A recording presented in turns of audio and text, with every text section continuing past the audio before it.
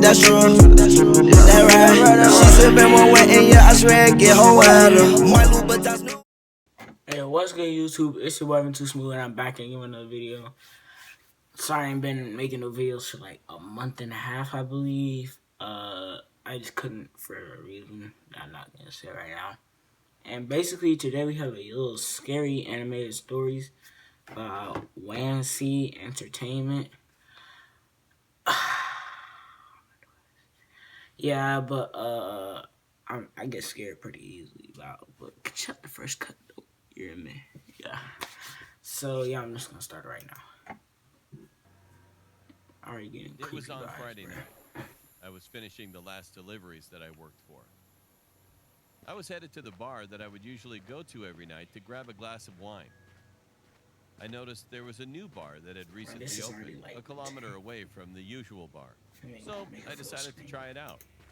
When I arrived and pushed the entrance door, I noticed something very weird. There were only 5 people inside, and they were all dressed in Halloween costumes, like vampire, ghost, werewolf, witch, and black magician. I felt really uncomfortable because I was the only ordinary person there, and also because Halloween was over 2 days ago. I was still awkwardly standing there blocking the entrance when all of a sudden, all the people started staring at me as if I had done something terribly wrong. I made my move and walked over to the bartender. The bartender looked almost like a real executioner. He asked me rudely in a gruff voice, "What do you want to sacrifice, blood or flesh?" It's like KKK memory. Well, that creeped the hell out of me. But I thought this was his way of taking a Halloween order of alcohol. So I requested to him, "1 glass of blood, please." He turned around, grabbed a wine bottle, and poured it into a wine glass. Later, he opened a drawer and took out a black satanic pentagram necklace. He dipped the necklace 3 times while muttering something into my drink. To my surprise, the wine turned black in color, and he placed the glass on the table and told me to drink it in 1 shot. It's no, this is true though. I was really thirsty at that moment, so I took the glass and drank it completely. It was quite strong, and my I would've vision was been out of slowly there. starting to blur. I paid the bartender and left the bar immediately. While I was walking, I started to feel dizzy, and my vision was worsening. I wasn't focused on where I was going, as my mind was in a vision of all the faces of all the people I saw in that bar, maniacally laughing and giggling at me. All of a sudden, I had already arrived home during my vision. At first, I was relieved. But when I closed the door behind me and turned around, I knew that I was in the wrong house. It was completely abandoned, cold, How did you gloomy, get and in there? barely lit with the rays of moonlight. I tried to open the door, but it was totally locked. Bro, this is. Right when I was going to run into the door to break it, I Shouldn't you heard be the able to upper wooden unlock it when ceiling you was inside? creaking, as if someone was up there walking slowly, step by step. I was really afraid as I had no weapon to protect myself. I tried to call This is broad 911, day. but had no reachable service to call. My only option was to go upstairs and Use find my way emergency out. call. I carefully walked upstairs and reached the top. To my left was a dead end, but to my right, I saw a hallway with 3 doors on each side. I opened the doors one by one to find nothing but dark, empty rooms and no way to escape. Finally, when I opened the 6th door, I saw a pentagram was drawn on the floor with 5 candles around, touching all 5 corners of the star. This sent me back to where the bartender dipped a necklace with the same symbol into my drink. And there was a figure floating vertically right above the symbol below. But the light provided by the candles was not enough for me Why to are you figure not out out what of was here? floating. Accidentally, I dropped my phone on the old wooden floor, which This is created so a loud dumb. sound.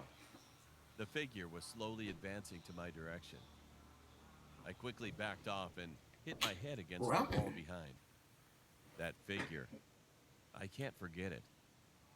My body was completely paralyzed when I saw that the same bartender at the bar was this guy. He was still dressed as an executioner and faced my powerless body. To make matters worse, the doors of the empty room started opening on their own, one by one, And out came all Oh, of the no. 5 people I saw at the bar. They were all laughing at me to the point I passed out. Then I heard silence. I would have Then I thrown woke up. up and realized that I was in a hospital. But I had a heart I attack. asked one of the nurses what was going on. She told me that a group of teenagers saw me walking out of the forest and then walking to the abandoned house. They tried calling out to me, but I didn't respond, nor look at them. Then the group saw me entering the house, and when they tried to open the door, it was locked. And so they called 911 thinking that I was trapped in that house. 30 minutes later, the police staff arrived and broke open the door and found me unconscious lying on the floor. They brought me into the hospital and were trying to investigate what had happened in that abandoned house. Later, I told police officers the whole story when they came to ask, but they didn't seem to believe me. While some of them were laughing, thinking that I was making it up. After that, I went home and directly went to sleep. The next morning, I hurried to the bathroom because I had to vomit very badly. And after I did, I noticed that my vomit was black. To forget things, I tried taking a cold shower. Nasty. And when I was showering, I felt a sharp sting on my back. Then, when I changed the water temperature from cold to warm, the sting started to feel even more painful.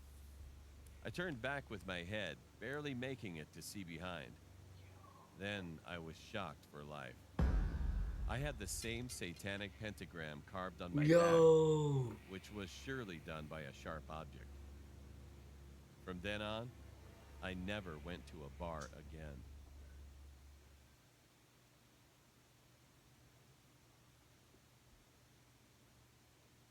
I'm about to react to another one.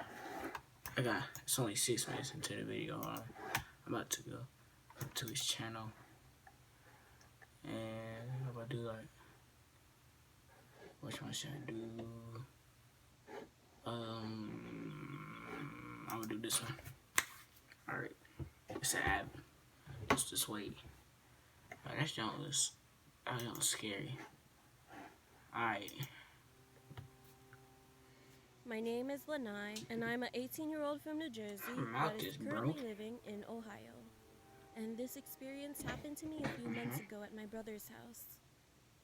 My brother Ivan had just moved into this house with his wife and his 10-year-old child. It was my first ever time visiting, since I was working all the time and we was barely home. Anyway, I arrived at my brother's house and got out of my car. As soon as I pulled into the driveway of the place, I started getting an uneasy feeling. The house was a blue three-story even house blue. that was surrounded by 2 other houses, and while I grabbed my purse, I glanced up at the window. I froze. Because staring back at me from the second floor window was this older man wearing a flannel. His hair was long and was messy, but he was gone within seconds. I brushed this off, figuring maybe Ivan and our other brother Ian was I'm screwing with dipping me. But both Ivan and Ian came out to first floor and gave me a hug. I was a bit freaked out over this, but I sucked it up I would and not walked go inside inside. with them. Upstairs on the second floor was where my niece Iris and my nephew sleep, and my brother and his wife slept on the third floor. Of course, Iris was excited to see me and wanted me to see her room. So she took me by my hand and ran me upstairs to her room.